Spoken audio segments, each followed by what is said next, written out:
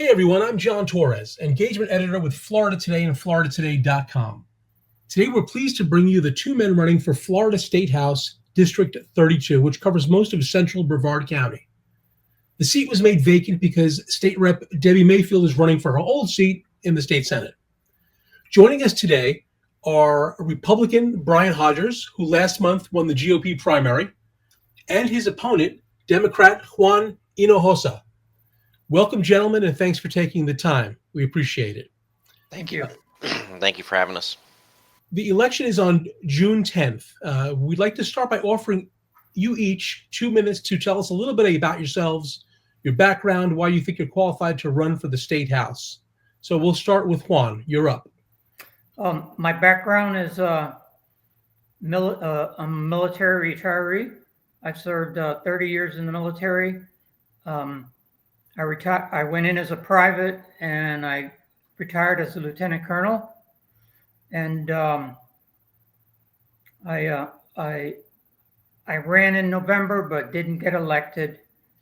And the thing that spurred me to run was the fact that our insurance costs are out of scope of what we should be paying for. And I felt that someone should do something about it. And normally in District 32, I've been the first Democrat to run in this district in several years. So I figured it was time for me to try and make a change and make things better for the constituents of Brevard County. There's too much political focus on the corporate interest, and I see that by the fact that our insurance is way out of control. You can look at everything that gets published at the Tallahassee, that there's a thumbprint of the corporate interest, the focus is on taking care of corporate interest as opposed to taking care of the constituents. So I felt it was time for someone with some type of military compass to run for the position, because I've got something to offer that a lot of the other candidates don't. Okay, terrific. Thank you, Juan. Now, Brian, the same question. Just tell us a little bit about yourself. Hi, my name is Brian Hodgers. I'm running for House District 32. I'm a native Floridian, and I currently own an insurance agency in the Suntree, Vieira area. And the reason why I decided to run for this office was upon learning that there was nobody currently serving in the Florida House that has an insurance background. And considering the crisis that the insurance industry has been in for the last several years, I thought this was a great opportunity for me to bring my expertise as working as an insurance agent who on a daily basis works with his clients to help them try and navigate the maze that is insurance. It is a complicated world. To hopefully help them get the best quality coverage, but also at the best price. So a lot of my conversations every day have to do with lowering prices. And I feel like there's a lot of room in our state legislature to educate the members as to some of the opportunities that are out there that might help lower the insurance prices here in Florida. I've been a lifetime self-employed person. I started out working with my father in the gas station industry, so I've got retail experience. After leaving that industry, when my father decided to retire, I got involved in real estate. I still today work in the real estate industry with a real estate brokerage firm that I still own, but most of my time is focused on the world of insurance. My wife and kids, we live in Vieira, raising our kids in public schools. And I see the massive growth that we have going on here in Brevard. And I think you're telling me my 2 minutes is up. Okay, thanks, Brian. We'll have a chance for you to answer some other insurance stuff later on. So for this first question, we're going to actually stay with Brian, and then we'll go to Juan. So the Florida House, the Senate, the governor have been at odds over the state budget. What measures do you support related to the budget, such as lowering property taxes, lowering the state sales tax, perhaps keeping things the same so as not to cut programs and services or anything else that you might have in mind regarding the state budget. We'll start with Brian. You have up to 2 minutes. Yeah, so I mean, first off, I think this is a great problem the state of Florida is having. I mean, most states are debating over the issues of having to raise taxes. We're debating over the issue of how we're going to lower taxes because we have a surplus.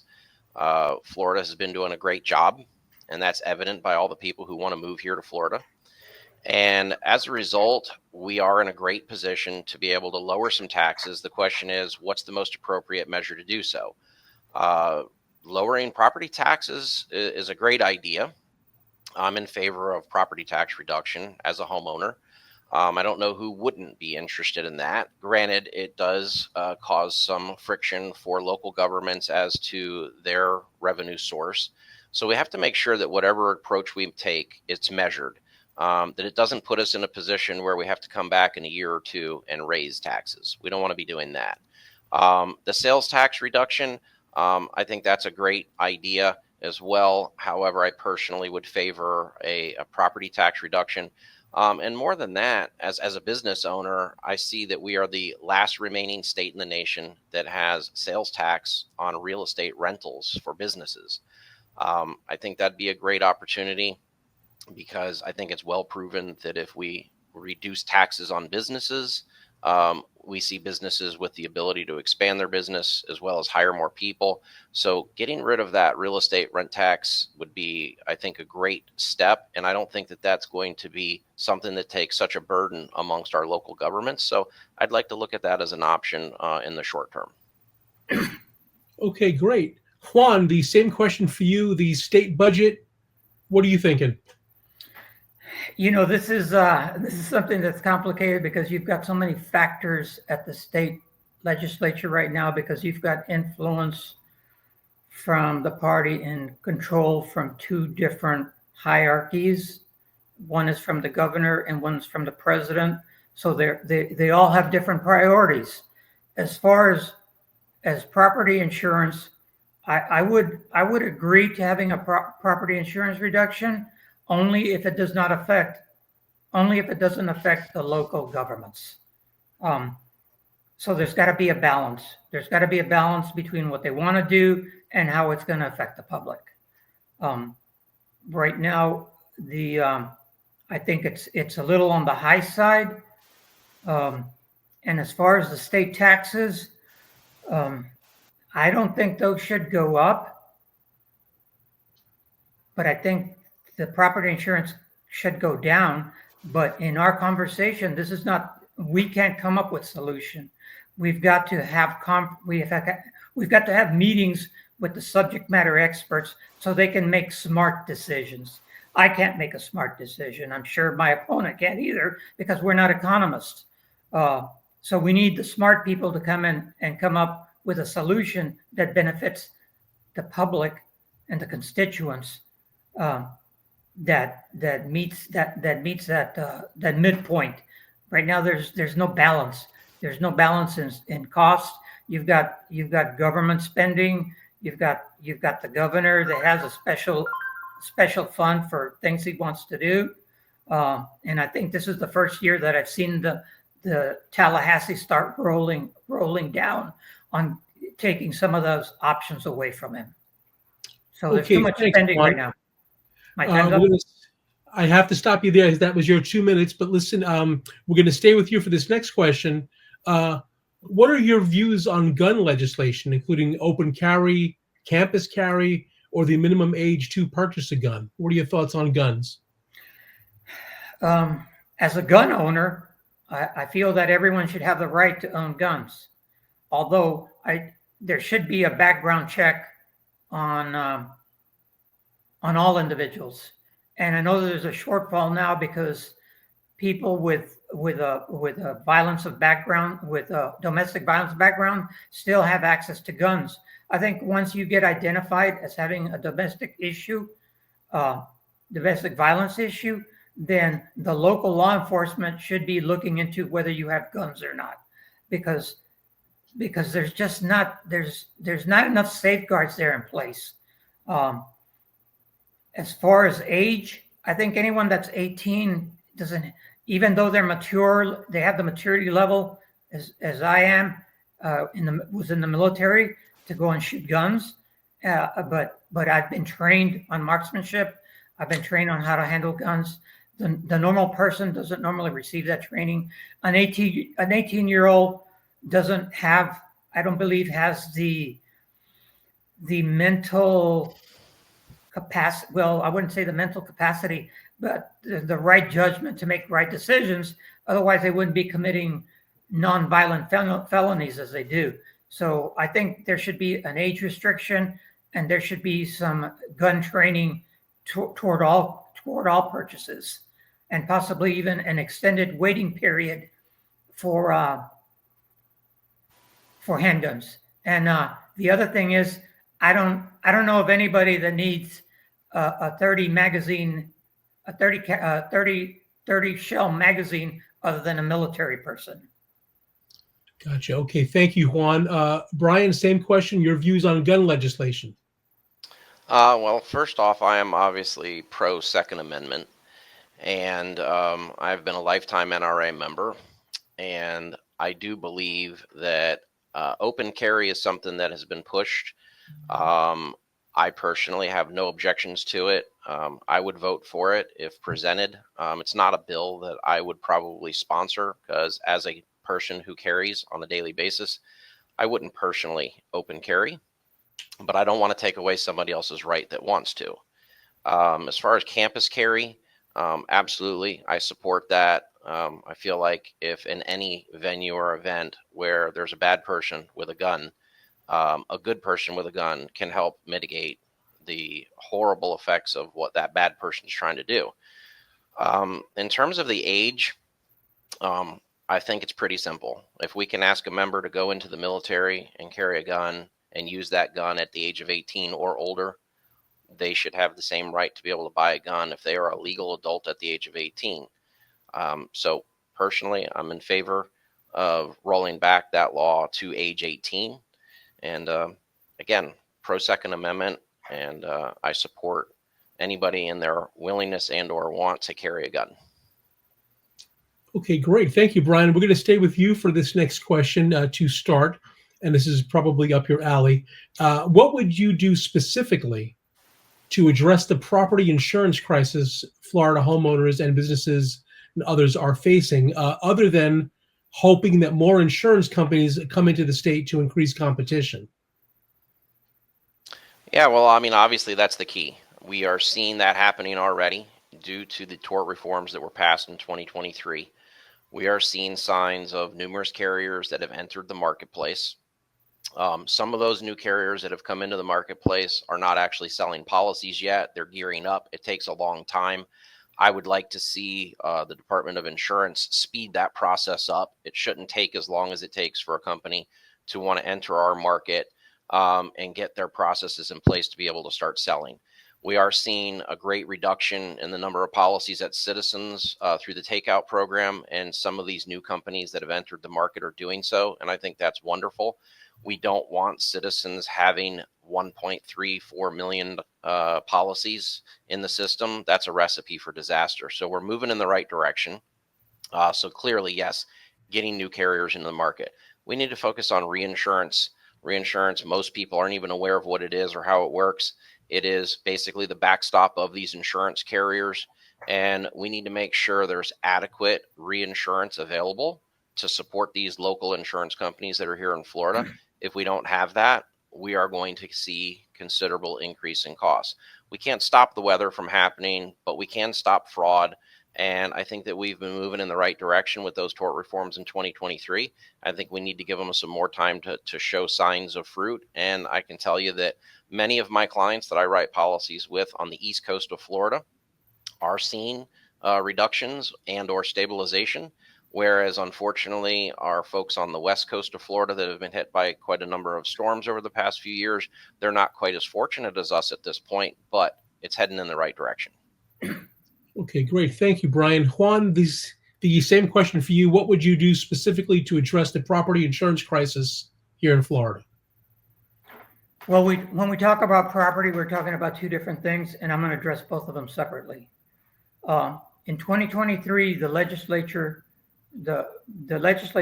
passed House Bill 541 and Senate Bill 1002, and both those bills increased our deductible, and it was done in the state of Florida, the state of North Carolina, the state of South Carolina, Tennessee, Florida, and Arizona. But in Arizona, the state legislature allowed their people to opt out of the coverage. In Florida, we were not allowed to opt out of the coverage. So right now we're being forced to pay for a higher coverage than we really want. I want my $500 deductible back, and I want to amend House Bill 541 and reduce insurance costs by fixing the costs that were raised by the legislature back then. All right, on house insurance, there's been several write-ups. The fact that house insurance has already been identified, well, home insurance, where insurance companies have been taking their profits, passing them down to their shareholders, passing the profits to their affiliates, and then guess what? The insurance companies are allowed to give $1,000 donation to state representatives and $3,000 donations to congressional representatives. So guess what? Guess where all the profits have been going? Not as reductions to the constituents, but to a lot of special interests. Okay, thank you, Juan. Thank you, guys. We're going to stay with Juan for this question. Governor DeSantis last year vetoed funding for arts and cultural organizations throughout Florida. Do you support state funding of the arts, including arts organizations that may have events or performances that might be considered woke or supportive of the LGBTQ community? I support all the arts, regardless of what they represent or don't represent, because they represent the entire people of Florida. And as far as saving money, I was in the National Guard, I was in the Army Reserve, and I understand fully how the National Guard works. And when DeSantis mobilizes the National Guard to go and perform a state initiative that's already done by the federal government, he's using our tax dollars to go and do something that we have no dog in the fight. Why are we spending state money for things that did not have to do anything with the state? If they want to conserve money, let's look at looking at cleaning up the cost. The state has no. We have no business sending National Guardsmen to the Texas border. We have no business fighting initiatives on the agenda because the governor doesn't support the initiative. There's a lot of things that money's being spent for, but they want to take it away from the arts to spend it on things that support the initiatives of whoever's in power. And I think that's a maluse of our funds, state funds. Okay, thanks, Juan. Brian, same question for you. Do you support state funding of the arts, including those that might be considered wake or supportive of LGBTQ issues, or so forth?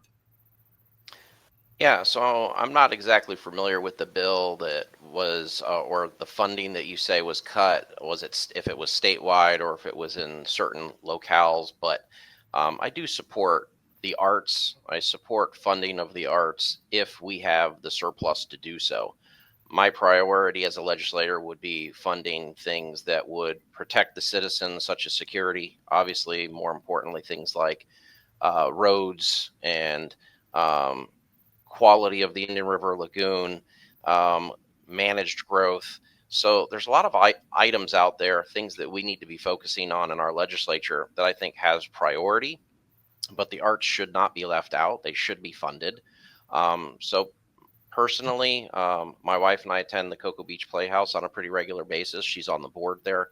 So I think that these are great things for the communities to have and cherish. So yes, I would continue to want to support that.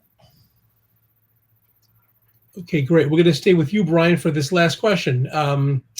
Actually, we have a really short question after this, but since hurricane season is coming up, are there any state policy changes you might pursue to try and discourage development in flood-prone areas, as this plays into the insurance issue, of course, and also issues with hurricane evacuation? So I am not in favor of prohibiting growth in coastal areas. What I'm in favor of is smart growth. So if we're going to be building homes and or condo buildings right along the coast, we need to make sure that they're, number one, elevated. In my industry, I deal with and see more flooding claims inland than I do coastal. It takes storm surge to typically cause flooding claims from hurricanes, but we can have significant rainstorms that are prolonged days on end that do flooding in rural areas that are nowhere near the coast. We saw in several of the most recent hurricanes flooding in the Orlando area that are far from the coast.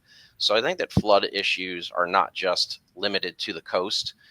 We need to be dealing with smart growth, making sure that the building codes are showing that homes need to be elevated to a proper level to avoid future flooding.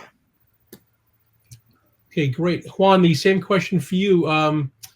Are there any state policy changes that you might try to pursue to discourage development in flood-prone areas? Well, I live in a subdivision here off of Highway 1, and what I've seen as far as we have a lot of flood issues just here in Brevard, and a lot of them stem primarily between Melbourne and Palm Bay, because the county allowed the builders to go in and subdivide land and not improve the road systems or the drainage from that area that was developed or partially developed. And that rolls back at the county level. As far as who should do it, I don't know if it should be state level or should the state impose the counties to take more, to be more effective in this development. And as my opponent said, yes, Orlando does have a flooding problem because developers have overgrown the area, but they have not improved the road systems or the drainage.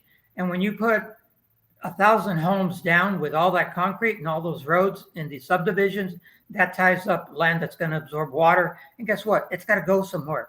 But the government, whether it's at the state or the county, is not ensuring that those factors are being engineered into the developments, and therefore we're the ones that suffer with the flooding.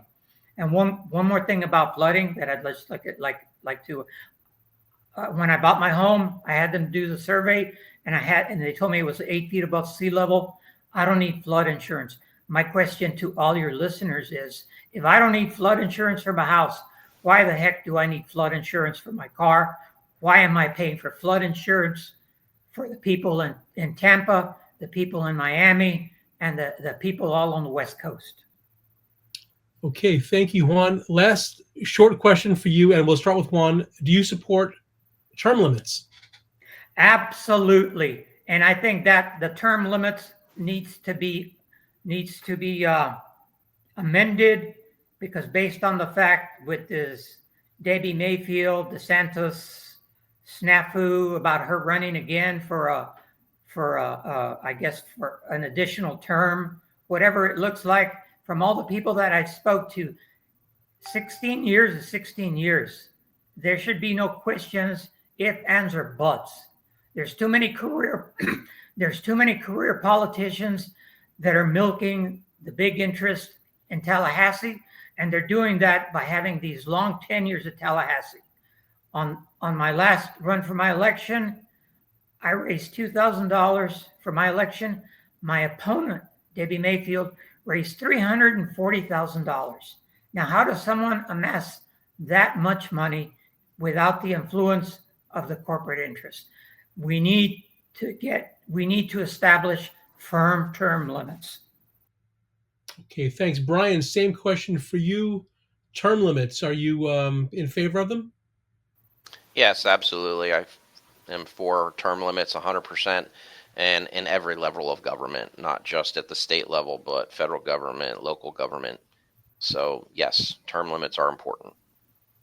Okay, awesome. All right, gentlemen, thanks again for joining us here. I'm sure I speak for the voters in the county when I say I appreciate the time. I'm going to give you each 1 minute now just to speak directly to the voters. Why should they vote for you? We'll start with Brian. You got 1 minute. Well, thank you to the voters for tuning in and listening today. Again, I would humbly ask for your vote. As a local business owner who employs people here in the district, I'm invested here in this district by not only running a business, but raising my children here in the local schools. My wife and I go to church here locally. Again, we're invested in this district. We want to see things grow, but grow in a smart way. We want to continue what the great state of Florida has been doing for the last several years and growing a surplus to where we're in that fortunate position to be trying to figure out tax reductions instead of the unfortunate side in other states of tax increases. So I'd again humbly ask for your vote so that I can work hard to support the residents and the constituents of this district. Thank you. Great. Thank you, Brian. Juan Hinojosa, 1 minute to the voters. Why should they vote for you? They should vote for me because I'm an independent voter who is now running as a Democrat, and my views are 50% Democrat, 30% Republican, and 20% Libertarian. I've been in the military for 30 years, and in the military we have a mentality of mission first, people always. Right now we've got too many business people in Tallahassee, and their focus is not you and me. Their focus is their 401ks. Their focus is money, and their focus is they wanna better their retirement. I'm going to stop you there, guys. I'm John Torres with Florida Today. Thank you for watching, and a reminder: get out there and vote on June 10th.